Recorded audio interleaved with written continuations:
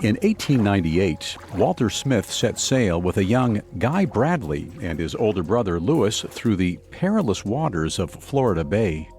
The waters were rough that morning, the humidity thick. But Smith maneuvered his boat masterfully, reaching their destination at Oyster Keys. Smith had approached Guy and Lewis with a business proposition, hunting for cormorants, a black bird that many locals in Key West like to eat.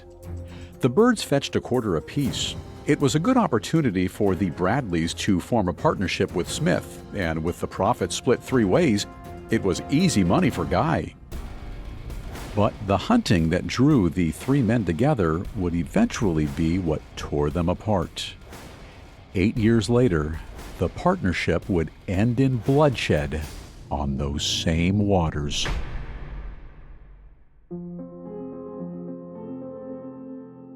One death can change the world. At least, that's what assassins believe. Welcome to Assassinations. Every Monday, we examine the famous assassins of history and the men and women who were assassinated. I'm your host, Bill Thomas. And I'm your host, Kate Leonard. You can find episodes of Assassinations and all other Parcast originals for free on Spotify or wherever you listen to podcasts. To stream Assassinations for free on Spotify, just open the app and type Assassinations in the search bar. At Parcast, we are grateful for you, our listeners. You allow us to do what we love. Let us know how we're doing. Reach out on Facebook and Instagram at Parcast and Twitter at Parcast Network. And if you enjoyed today's episode, the best way to help us is to leave a 5-star review wherever you're listening. It really does help. This is our first of 2 episodes on Guy Bradley, described by many as the first environmental martyr. He was 35 when he was shot and killed by Walter Smith, a close family friend and former hunting partner. This week, we'll discuss the conflicts between Bradley and Smith that led to the conservationist death on July 8, 1905. Next week, we'll discuss the aftermath of the murder, its impact on the local community, and its importance to the conservation movement in America. We'll also discuss what might have happened if Bradley's life hadn't been cut short. In 1904, Guy Bradley stood and listened to both sides of an argument on his family's waterfront property in Flamingo, Florida. The dispute was between his younger sister, Maggie, her husband, Bill Burton, and their longtime family friend, Walter Smith. Maggie and Bill's house shared a border with Smith's property. The Burtons accused Smith of encroaching on property lines. Smith denied the accusation, so Guy Bradley, who was a former land surveyor, was brought in to settle the dispute. Guy's survey concluded that indeed, Smith was encroaching on the Burtons' land. Smith was outraged. He took them to court to get a second opinion. The judge, once again, ruled in favor of the Burtons. Now Smith was really furious. Guy had once been his business and hunting partner. But this incident was the catalyst for a violent feud between Smith and the entire Bradley family. Someone would pay for this betrayal. Assassinations are often calculated, vengeful plots.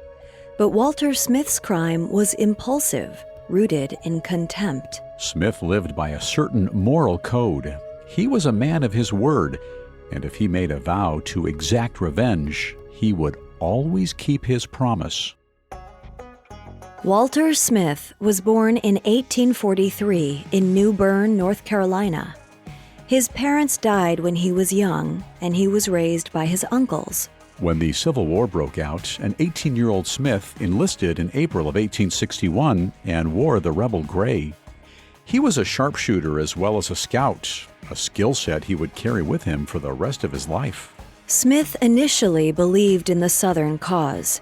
However, the more entrenched he became in battle, the more he felt the cause was futile. The breaking point came when he fought in the Battle of Wilderness near Chancellorsville, Virginia. For 2 days, Lee's and Grant's men fought a vicious campaign. The land they fought on was dry from drought. The firing guns and cannons set the underbrush ablaze, and nearly 30,000 men were injured in the flames. Smith was among the wounded. A bullet ripped through his left arm and a powder burn blinded his left eye. While he mended at Chimborazo Hospital, the 20-year-old Smith had time to contemplate his next step. War had tested his character. With the South destroyed and few opportunities to earn a living in North Carolina, Smith knew that once he was discharged, he would have to seek out more lucrative shores. So after the war, Smith returned to the sea. This wasn't his first time working as a sailor.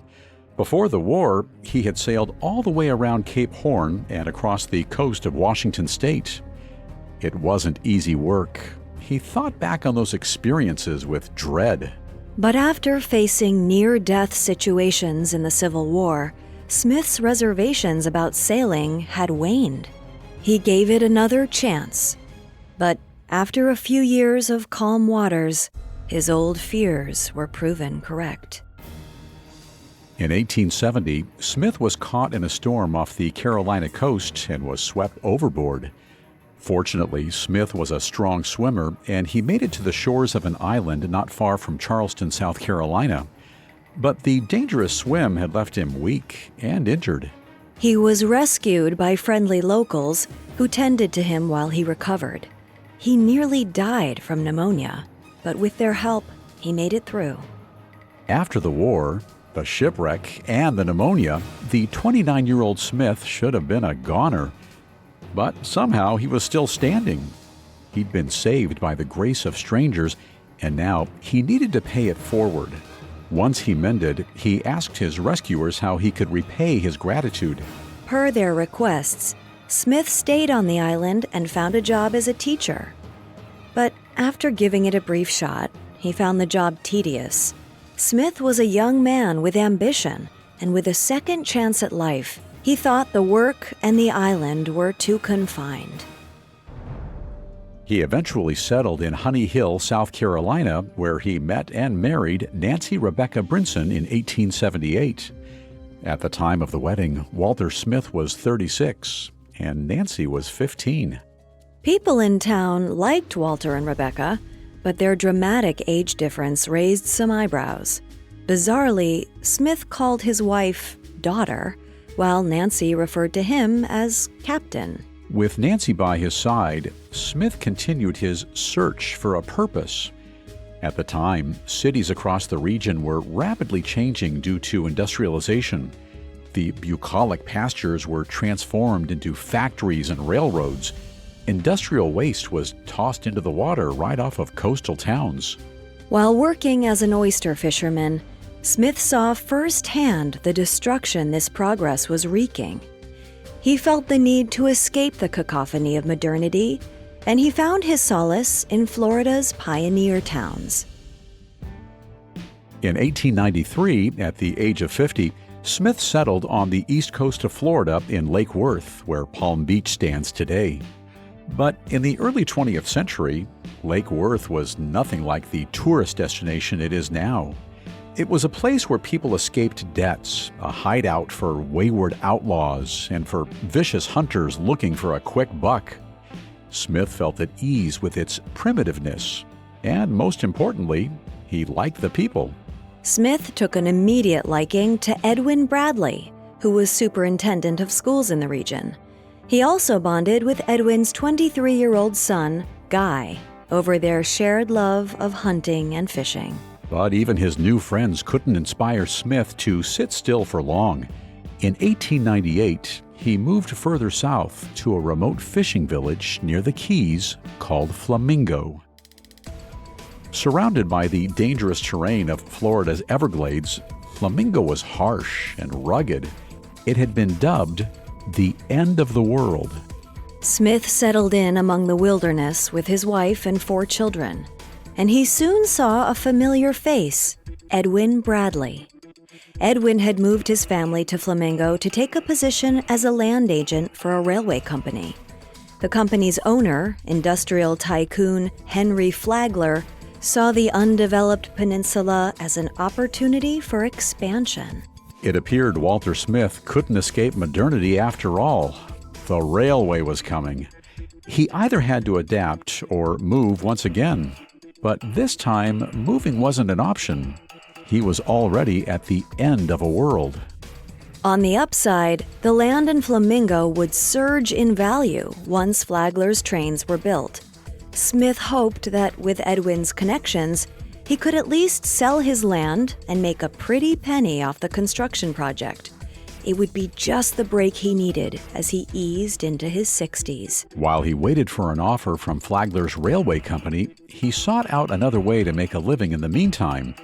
He discovered he could make good money hunting for birds. In the far reaches of the Everglades, there lay a commodity more valuable than gold: plume feathers from herons and egrets. Feathers were an important part of women's fashion at the time. From New York to Paris, plume-feathered headpieces were symbols of wealth and opulence. A high demand from hat makers meant that riches waited for plume hunters like Walter Smith. Smith put his sharpshooting skills from the Civil War to good use. He had found a new calling in life, and like many others, he perceived the Everglades as a bounty of infinite resources. It seemed like the well of opportunity would never run dry. And that opportunity was welcome, because he still hadn't been able to sell his property to Flagler's railway company. In fact, Edwin Bradley reluctantly informed him one day that the railway wouldn't be coming through after all. Flagler had abandoned his plans, turning his attention to building luxury hotels in West Palm Beach instead. Smith was outraged. His aspirations of wealth would never come to fruition. However, he had no ill will towards Edwin, at least not yet. Smith, however, still had hunting, but his days of hunting plumes were numbered too. In 1901, new laws were put in place forbidding the hunting of wild birds, except for turkeys and ducks. Without hunting, Smith needed a new source of income. He began to weigh the merits of political office. If he was in power, perhaps he could live above the law and hunt with impunity. Or having friends in politics could serve the same purpose. In January 1903, Edwin Bradley stepped down from his position as postmaster. Smith encouraged his brother-in-law, Dan Brinson, to take over the position. After a quick chat with Edwin Bradley, the deal was done and Brinson was sworn in. Having been a postmaster himself in Lake Worth, Smith was well equipped to help Brinson with his duties. He went door to door delivering mail with his brother-in-law and used the visits as an opportunity to make connections with his neighbors. He enjoyed retelling adventures from his days in the war and at sea. However, Brinson held the job for only 6 months before Edwin Bradley took over again. The reasons why Brinson left the position aren't clear, but it seems he and Edwin didn't part on good terms. After the shift, the relationship between Smith and Bradley began to deteriorate. To make matters worse, the state had recently hired a new game warden to patrol Florida's swamps and arrest illegal plume hunters like Smith. Initially, the savvy poacher was unconcerned.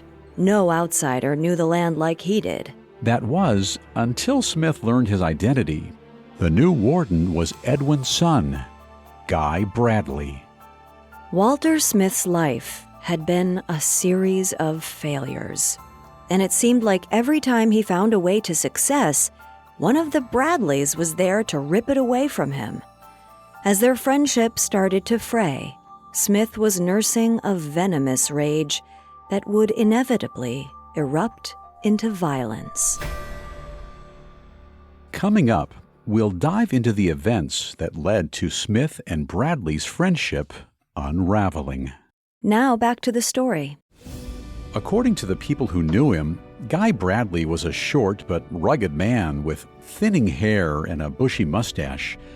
Others, like author Marjorie Stoneman Douglas, knew him as, quote, a pleasant, quiet man with blue eyes, always whistling, and a pretty good violinist.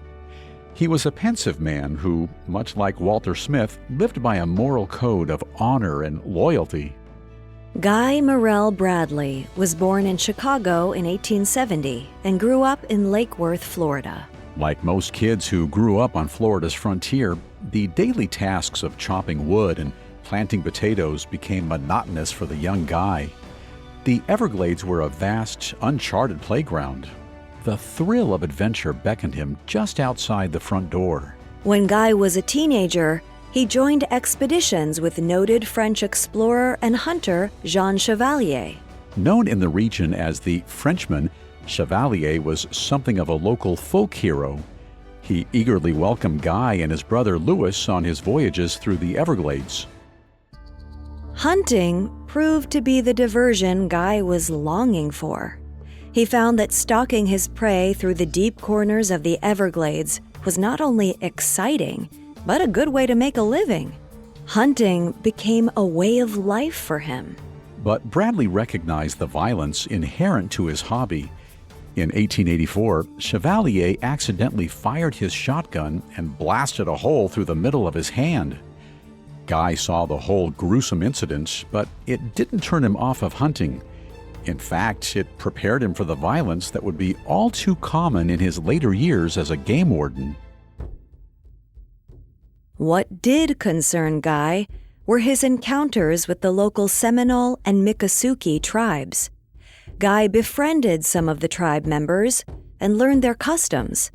He was intrigued by their reverence for wildlife, how they viewed hunting not as a means for profit, but as a spiritual encounter between man and animal.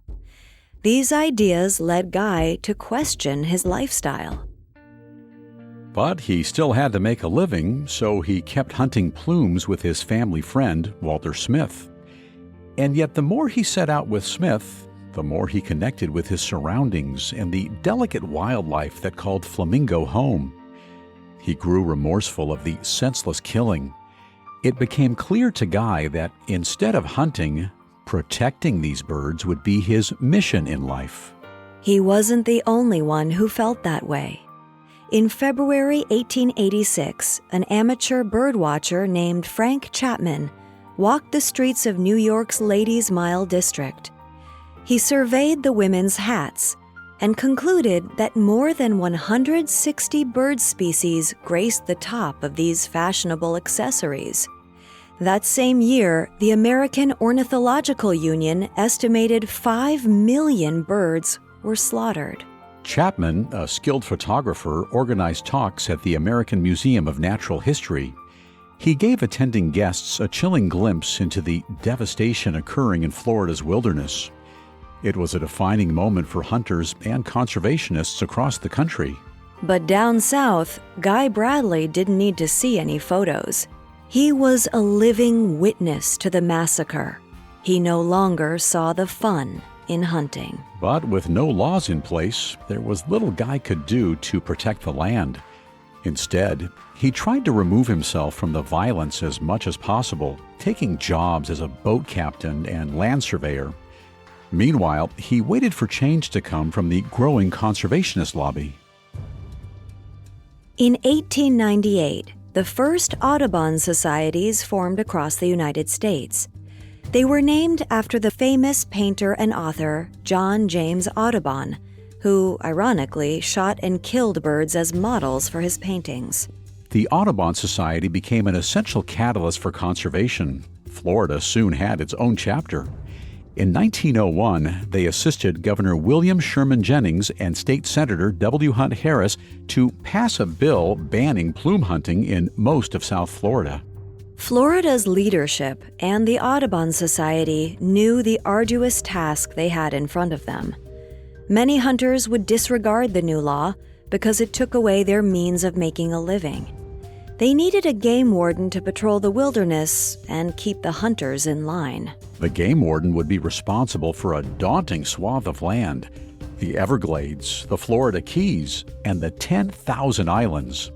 In early May of 1902, the Audubon Society found the perfect man for the job: Guy Bradley. The Society's vice president, Kirk Monroe, was friends with Edwin Bradley and had known Guy since he was a kid. He described Guy as A sturdy, fearless fellow filled with a righteous indignation against the wretches who are using every effort to kill off the few remaining birds. He knew of Guy's former life as a plume hunter as well, and that familiarity with the swamps and the local hunters made him a perfect candidate.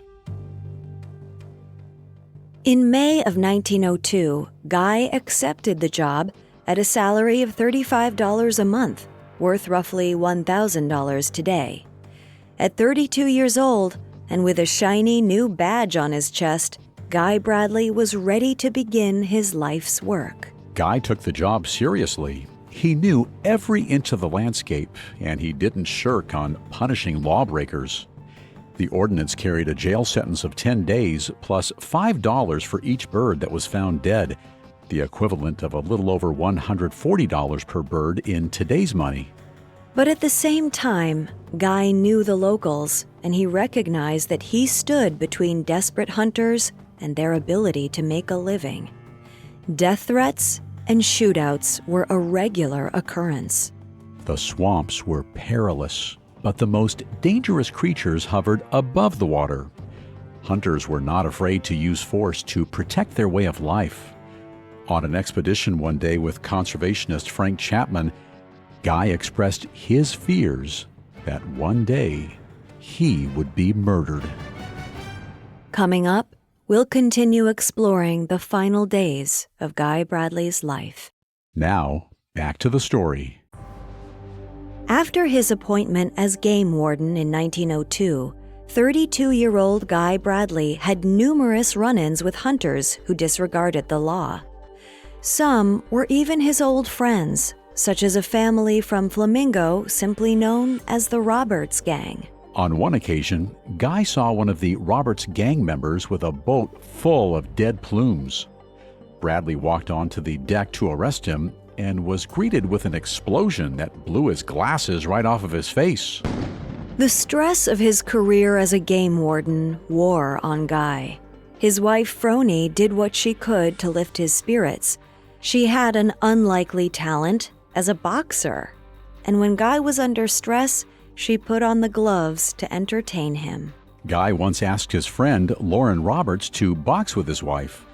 Lauren was surprised, but he accepted the invitation. When Lauren arrived at the house, he put on a pair of boxing gloves, ready to go easy on the little lady. He was quite surprised at how well Froni defended herself. She landed a few good blows and even brought him to the ground. Those moments of levity were rare. The next morning, Guy would have to return to his daily tasks, patrolling nesting sites and defending himself against hunters. One of his most formidable enemies was Walter Smith. Like Guy, Smith knew the terrain well, and he knew where he could hunt without getting caught. And worse, Smith was forming political alliances in nearby Key West and urging his connections to do something about the new hunting law. The test of his influence came during a dispute with Guy Bradley's brother-in-law, Bill Burton. Burton and Smith were neighbors, and he accused Smith of squatting on his side of the property. He took Smith to court in Key West, and he won. The dispute was childish. For instance, Burton testified under oath accusing Smith of stealing his groceries. But it was Guy's testimony that settled the case. As a former land surveyor, he provided evidence that Smith was indeed encroaching on the land. After the verdict came down, Smith nursed a growing animosity for anyone bearing the Bradley name. Smith began to isolate himself from nearly everyone. He abandoned the friendly tasks he used to do for his neighbors, like using his boat to haul goods from Key West. His lone wolf mentality only fueled his hatred for Guy Bradley. Guy treated Smith with suspicion, but he still had a job to do and other hunters to focus on. Although he'd made strides in protecting the land, the local rookeries were raided with discouraging regularity. He often received tips from local citizens in an effort to keep one step ahead of the raiders. In 1904, one such tip came from an unexpected source, Walter Smith. He informed Guy that one of Steve Roberts' sons, part of the infamous Roberts gang, was planning a raid at the Cuthbert Rookery. Guy was suspicious. He responded emphatically, "The bird business is my business. You attend to your own goddamn business and leave my business alone." A few days later, the Cuthbert Rookery was raided. Smith had been telling the truth.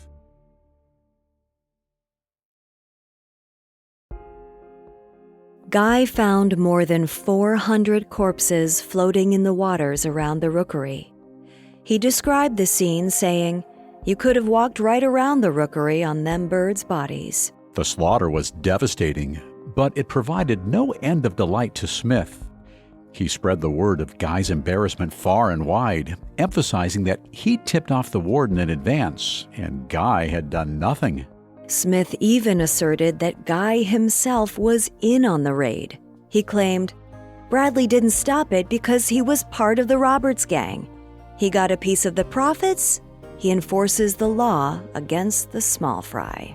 Meanwhile, Guy failed to find conclusive evidence about who raided the rookery and was unable to make any arrests. He would have to be even more vigilant moving forward, and he knew just which hunter to focus on. In late 1904, Guy arrested Walter Smith and his oldest son Tom for illegally plume hunting. Earlier the next year, Guy arrested Tom again for another infraction. Walter Smith took his own arrests in stride, but when he saw Guy dragging his son home in handcuffs the second time, he was livid. Tom was only a teenager. He didn't deserve such harsh punishment. He screamed at Guy, "You ever arrest one of my boys again, I'll kill you." Guy knew Smith was a man of action, and more importantly, a man of his word.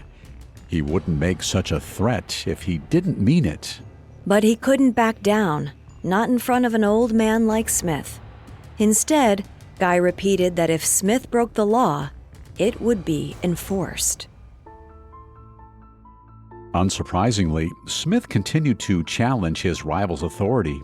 In late February of 1905, he tried to use his political ties in Key West to remove Guy Bradley from his post as game warden and deputy sheriff. He told the county commissioners, "I'd be a better warden. Swear me in as deputy, and I'll make sure Cuthbert Rookery is protected." However, Smith didn't realize that Bradley had been appointed by a recommendation from the governor's office. More importantly, he wasn't aware that Bradley's pay came from the National Association of Audubon Societies. And the Audubon Society wanted nothing to do with a known hunter and rabble-rouser like Smith. Once again, he'd gone toe-to-toe with Guy Bradley, and he'd been defeated. Guy's family had humiliated him in court. He'd arrested his son Tom. Now, the county commissioners had taken Guy's side too. If Smith wanted to even the score, he had to do it on his own terms. Before he set sail for home, he made a purchase. A brand new Winchester .38. He made the decision. The next time he faced Guy Bradley, he'd be ready.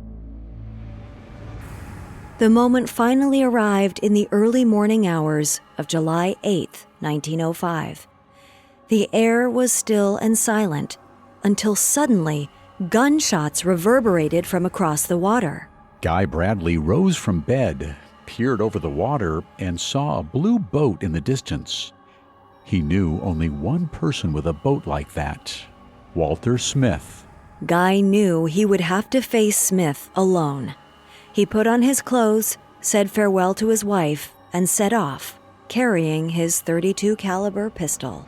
Phroney stood out near the water's edge as Guy slowly disappeared into the distance. This was the last time she would see her husband alive. There was no wind that day, so Bradley took his small rowboat across the water instead of his usual sailboat. Soon he came across Smith, docked on the shore of a small island. He was sitting on deck, alone.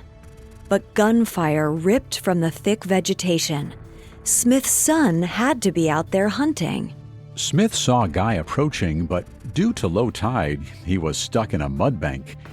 The only thing he could do was wait as Bradley edged closer. He fired off a warning shot to get his son's attention. The warning came too late. When Guy edged closer, he saw dead birds flat across the floor of Smith's boat. He shouted at Smith, "I want your son, Tom."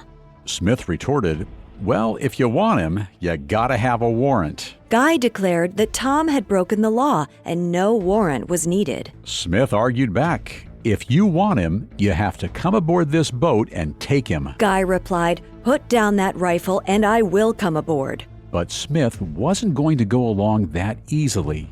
He took aim at his foe and fired.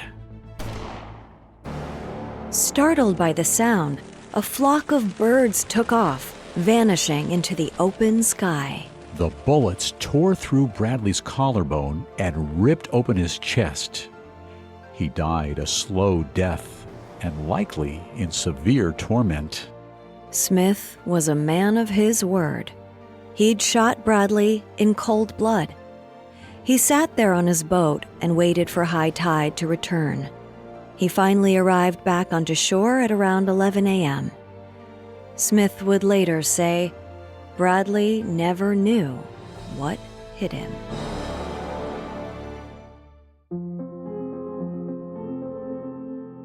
Thanks for listening to Assassinations. We'll be back Monday with Part 2 on Walter Smith's murder of Guy Bradley.